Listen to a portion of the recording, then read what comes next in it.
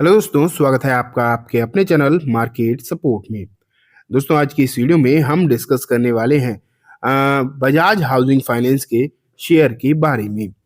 अगर आप देखोगे तो इसके जो है अब नंबर्स बिल्कुल करीब आ चुके हैं। बस मतलब आज जैसे सैटरडे, कल संडे और परसों ही आपको यहाँ पर जो है इसके नंबर्स देखने को मिलेंगे। एंड जो नंबर हैं इसके किस तरीके के आएंगे, ये एक इम्पॉर्टेंट बात निकल कर आती है। आज की इस वीडियो में हम यही देखेंगे कि आखिरकार किस तरीके की चीज़ें यहाँ पर आपको देखने को मिल सकती हैं, किस तरीके के हालात यहाँ पर देखने को मिल सकते हैं। इसके बारे में चर्चा करेंगे, लेकिन साथ में नतीजों के साथ-साथ आपको और किस तरीके की चीज़ें यहाँ पर नज़र आ सकती हैं, उसके बारे में भी बात करेंगे, ठीक है? स्टार्ट करते हैं दोस्तों। सबसे पहले मैं आपको लेकर चलता हूँ बजाज हाउसिंग फाइनेंस के शेयर के ऊपर। एंड आप यहाँ पर देखो 1 सेकंड, ये देखो आपके सामने आ चुका है। 109 रुपए के आसपास इसकी जो है लास्ट क्लोजिंग आपको देखने को मिली थी, ठीक है? बात उतार-चढ़ाव की करी जाती तो आप क्लियरली देख रहे हैं कि यहाँ पर लगभग 1% के आसपास की गिरावट भी थी और निचले स्तर मतलब ऊपरी स्तर से देखते तो लगभग 2% के आसपास की गिरावट यहाँ पर आपको देखने को मिली। तो हालचाल तो कहें हम तो बहुत अच्छे देखने को नहीं मिले थे, ये बात तो पक्की है। और इम्पोर्टेंट बात ये भी है कि पिछले कुछ दिनों से लगातार समस्याएं हैं, जैसे कि लिस्टिंग के बाद इसमें एक तरफा गिरावट तो रही ही है, ये तो आप यहाँ पर देख ही रहे हैं। और ऊपरी स्तर जो इसने अपने हाईएस्ट प्राइस को टच कर रखा है, वहां से अगर आप देखोगे तो शेयर लगभग 42% करेक्ट हो चुका है। तो ये स्थिति यहाँ पर आपको नजर आई है। अब बात आ जाती है कि चलो ये चीजें हैं, अभी स्थिति आपको देखने को मिल रही है, शायद आगे चीजें सही होती हुई दिखाई दे, आगे शायद माहौल थोड़ा सा आपको बदलता हुआ दिखाई दे। उम्मीद फिलहाल हम इसकी कर सकते हैं। अब क्या है कि रिजल्ट आ रहा है, सबसे इम्पोर्टेंट बात है रिजल्ट। एंड रिजल्ट अब बहुत ज़्यादा दिन नहीं बचे, 27 जनवरी मतलब मंडे को अब मार्केट जब खुलेगा जिस दिन, उस दिन यहाँ पर जो है आपको इसके रिजल्ट देखने को मिलेंगे। एंड रिजल्ट के साथ साथ क्या चीज़ें देखने को मिल सकती हैं, या फिर हम बोले कि रिजल्ट से पहले अनाउंसमेंट जो है यहाँ पर किस तरीके के देखने को मिले हैं, ये एक इम्पोर्टेंट बात निकल कर आती है। तो चलो देखते हैं, कुछ खबरें मैं आपके सामने रखता हूँ। ये देखो, एक तो ये खबर है, ये किसी को भी अच्छी नहीं लगेगी। बजाज हाउसिंग, वारी energies, movie quick, 1 second, among 18 IPOs trading at new loss. तो यहाँ अगर देखा जाए तो एक चीज है कि जितने भी अभी आईपीओ निकल कर आए हैं पिछले कुछ समय में, वो आपने एक चीज देखी है, महंगे वैल्यूएशन पर देखने को मिले थे। अच्छे खासे महंगे तो आए ही थे ज्यादातर आईपीओ। एंड इन महंगी वैल्यूएशन को ये सस्टेन नहीं कर पाए, ऊपर से मार्केट भी खराब हो गया। अगर मार्केट सही होता तो भी आपको जो है चीजें सही देखने को मिलती, लेकिन एक तो मार्केट भी गड़बड़ हो गया, जिसके चलते यहाँ पर आपको तेज गिरावट जो है देखने को मिली है। एंड ये स्थिति आगे और किस तरीके से बिगड़ती हुई नजर आ सकती है, इसके ऊपर लेकर बहुत ज्यादा सवाल है। वैल्यूएशन की चिंता शुरू से ही थी, एंड वो वैल्यूएशन खराब मार्केट में तो डेफिनेटली और ज्यादा निकल कर आती है, ठीक है? अभी इन्होंने क्या किया है, ये देखो, Bajaj housing finance Q3 result, date, time, NCD issuance, detail and more. तो यहाँ अगर आप देखोगे तो आप ये कह सकते हो कि रिजल्ट की डेट टाइम वगैरह तो है, लेकिन साथ में कंपनी ने एनसीडी, एनसीडी का मतलब होता है नॉन कन्वर्टेबल डिवेंचर बॉन्ड, इनका जो है इशू कंपनी जो है करती हुई देखने को मिल रही है। एंड ये सब कुछ क्यों करती है companies, specially NBFC fund raising के लिए।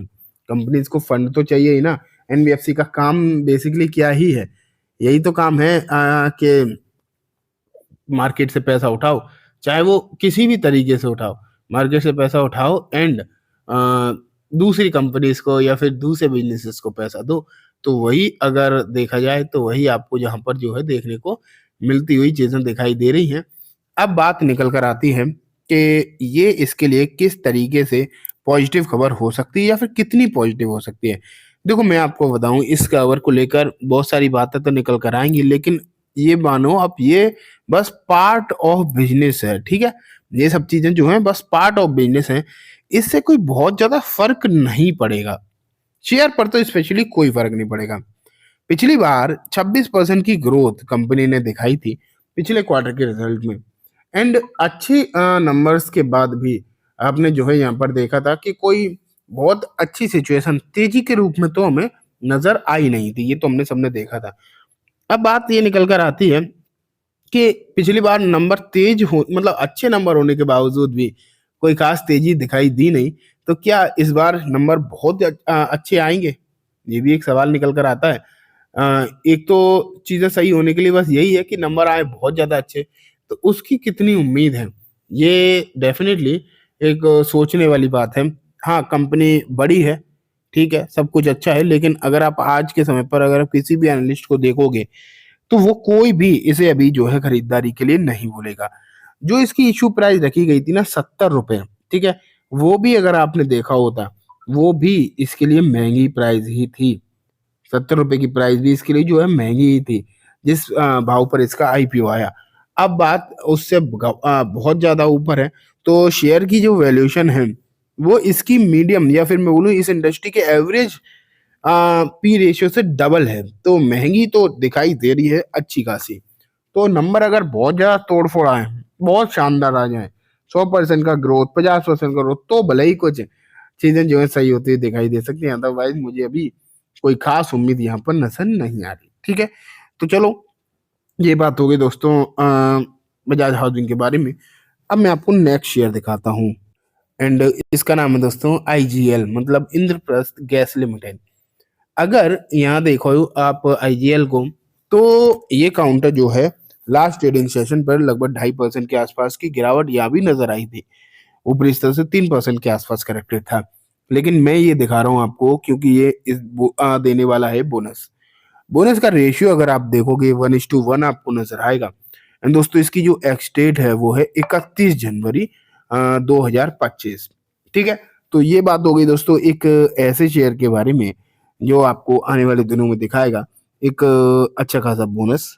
एंड अब जो है हम लास्ट में एक डिविडेंड वाला शेयर जस्ट देखेंगे, उसके बाद ये वीडियो होगी खत्म। एंड अब आप यहाँ पर देखो जो नेक्स्ट शेयर है उसका नाम आता है बीपीसीएल। बीपीसीएल की अगर मैं डायरेक्टली आपको डिविडेंड की ही बारे में बताऊंगा, इसमें जो 5 रुपए पर शेयर का डिविडेंड दोस्तों आने वाला है। एंड इसकी जो एक्स डेट है वो 29 जनवरी। ठीक है, तो ये बात हो गई तीनों ही शेयर्स के बारे में।